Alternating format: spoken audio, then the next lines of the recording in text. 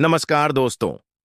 आज मैं आपको एक ऐसी कहानी सुनाने जा रहा हूं जो न सिर्फ भारतीय इतिहास की सबसे महत्वपूर्ण कहानियों में से एक है, बल्कि मानवता के लिए एक अनमोल सबक भी है।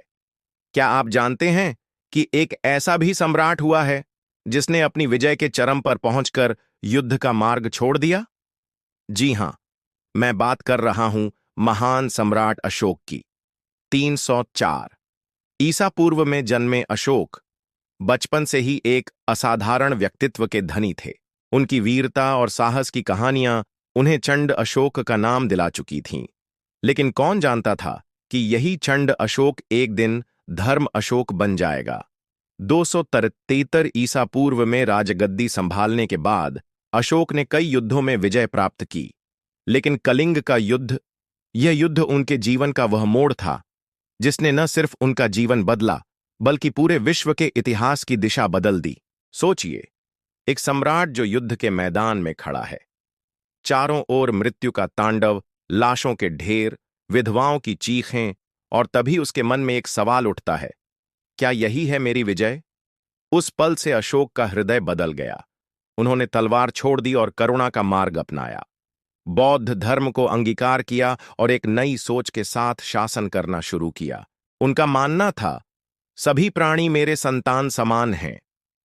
क्या यह विचार आज भी उतना ही प्रासंगिक नहीं है?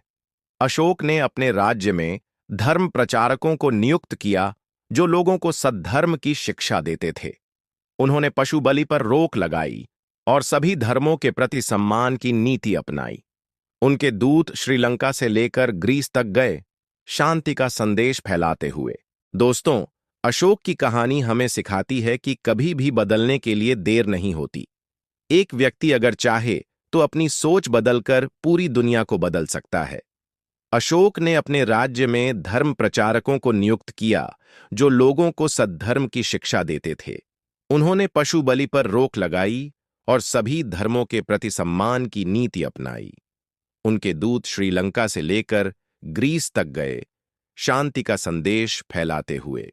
आज भी हमारे राष्ट्रीय ध्वज में मौजूद 24 तीलियों वाला अशोक चक्र उनकी विरासत का प्रतीक है। यह चक्र हमें याद दिलाता है कि सच्ची शक्ति प्रेम और करुणा में है, न कि युद्ध और हिंसा में। दोस्तों, अशोक की कहानी हमें सिखाती है कि कभी भी बदलने के लिए देर नहीं होती। एक व्यक्ति अगर चाहे तो अपनी सोच बदलकर पूरी दुनिया को बदल सकता है। अगर आपको यह कहानी पसंद आई हो तो इस वीडियो को लाइक करें और चैनल को सब्सक्राइब करना न भूलें। कमेंट्स में बताएं कि आपको अशोक के जीवन से क्या प्रेरणा मिली। मिलते हैं अगली वीडियो में एक नई कहानी के साथ। जय हिंद।